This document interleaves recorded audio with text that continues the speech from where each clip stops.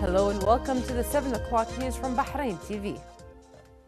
His Majesty King Hamad bin Isa Al Khalifa issued Decree 61 for this year, amending some provisions of Decree 69 for 2004, reorganizing the Interior Ministry. His Majesty also issued Decree 62, appointing at the Interior Ministry Brigadier Khalifa bin Ahmed Al Khalifa as Deputy Chief of Public Security, Brigadier Abdul Rahman Al Sinan as Assistant Under Secretary for Ports, Research and Follow-up, Brigadier Ibrahim Al-Shaib as Commander for Royal Police Academy, Brigadier Shamsan Al-Buainain as Assistant Under Secretary for Administrative Affairs, Brigadier General Hamad Mohammed Al Khalifa as Assistant for the Chief of Public Security for Operations and Training Affairs, Brigadier Abdulaziz Al-Amr as General Director for Civil Defense, Colonel Muhammad Al-Qasimi as Chief of the Prime Minister's Guards, Colonel Salman Al-Zayed as General Director for Public Security Presidency Affairs, Colonel Jassim Al-Dosiri as Assistant Under Secretary for Planning and Organization,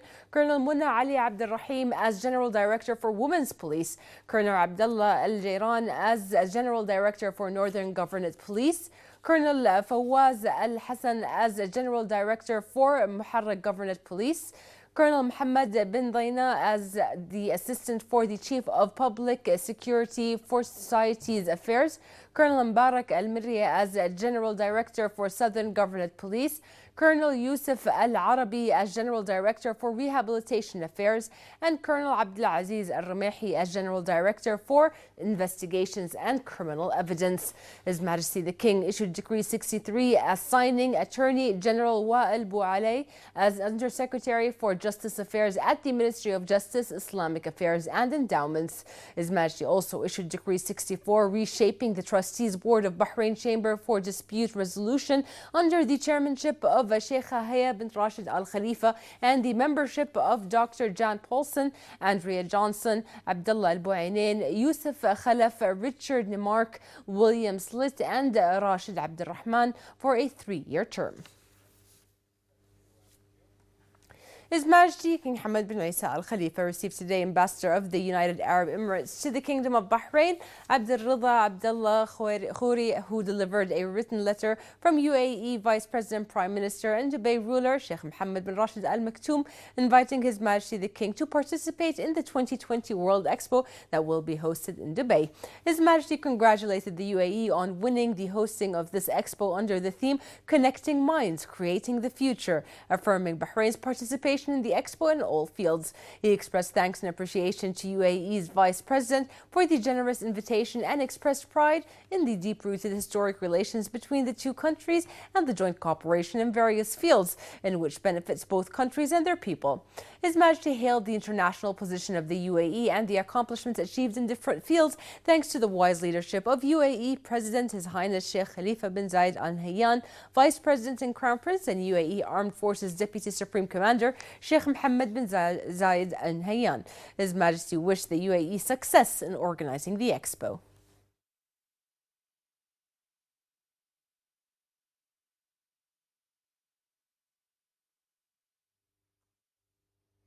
His Majesty King Hamad bin Isa Al Khalifa received today at Safariya Palace Bani Khalid tribe leader Sheikh Khalid bin Naif Al Arayr, accompanied by Khalifa bin Ahmed Al Dhahrani and the sons of Sheikh Khalid, Muhammad and Walid bin Khalid bin Naif Al Arayr, who greeted His Majesty the King. His Majesty the King hailed the strong fraternal ties between the people of Bahrain and Saudi Arabia and wished them a pleasant stay in Bahrain.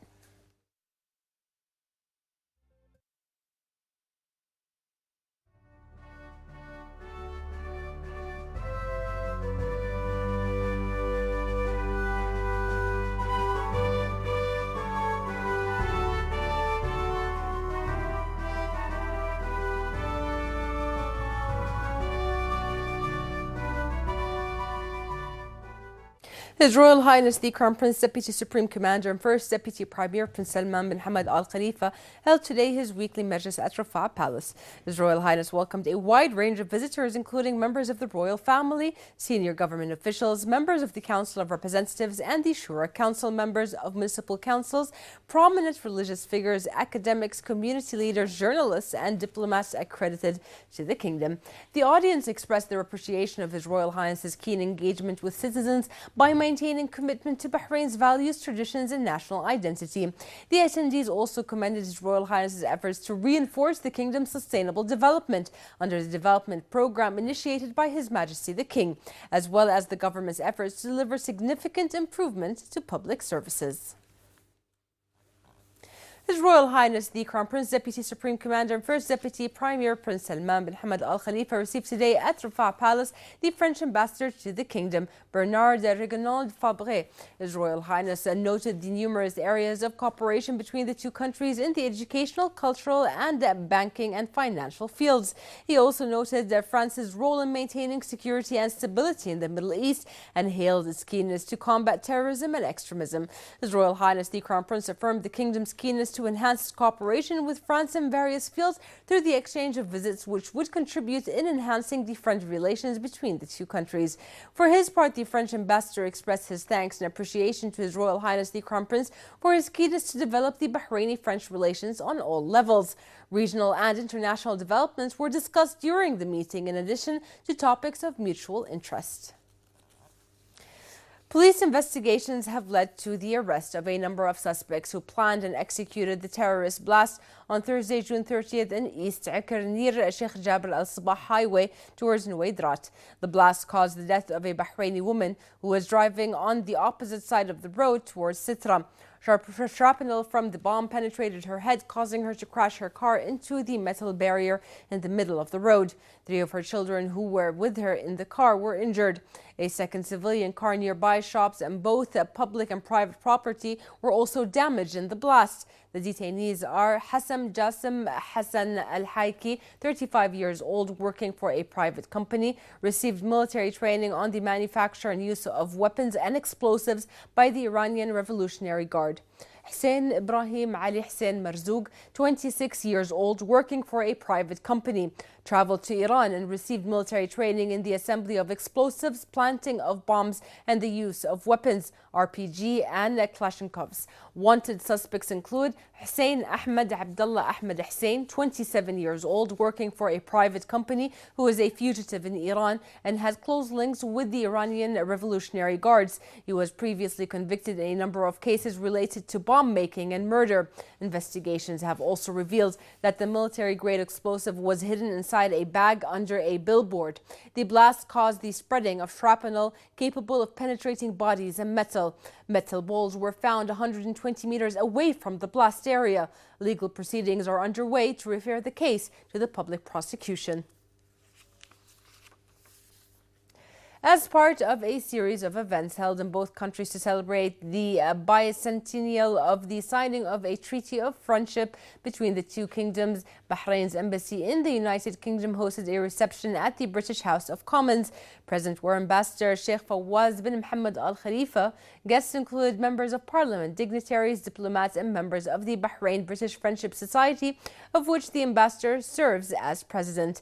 The event, sponsored by MP Jack Lopresti, in his speech, Sheikh Fawaz praised the ties between the two nations that spring from the strong personal links at all levels of these two societies, the ever-growing commercial exchanges and vital friendships in promoting regional security and stability. The ambassador went on to state that Bahrain and the UK have proved time and time again that they are neutral and effective allies who shared values of fairness, openness and moderation, underpinning a unique and enduring partnership. Mr. Lopresti, MP for Filton and Bradley Stoke, opened the reception by acknowledging several of the significant shared endeavours of the two nations, including a joint business venture between Airbus and Bahrain's national carrier Gulf Air, and the establishment of Her Majesty's Naval Base being constructed in Bahrain. Brigadier Peter Sincock, chairman of the Bahrain British Friendship Society, also spoke of the deep-rooted relations that members have with Bahrain, noting a recent visit to the kingdom.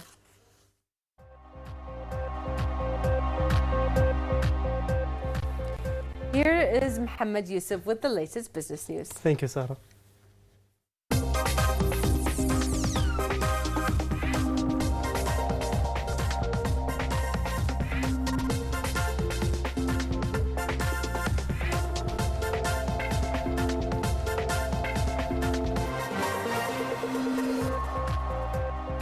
A very good evening. You're watching the business news on Bahrain television. Bahrain All-Share Index closed at 1,174.44 points, rising 7.72 above last closing. The rise was in the commercial bank, services and industrial sector. 69 transactions included 1,129,930 shares worth 407,306 BD.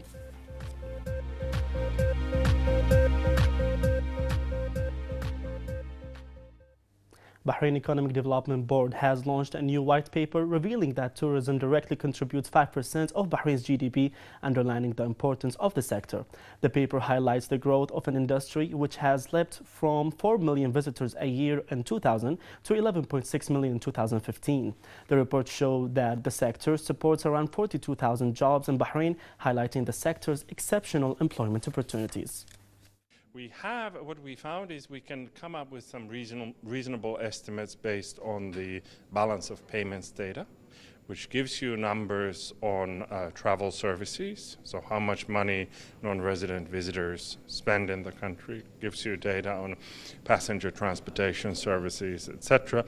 And using this information, we came up with an estimate of the GDP contribution of tourism, which in recent years has varied kind of between 4 trending towards 5% of GDP. So the conclusion is that indeed tourism is an important sector. It's a kind of a medium-sized sector in this country at the moment, but also a sector that still has a lot of future development and growth potential.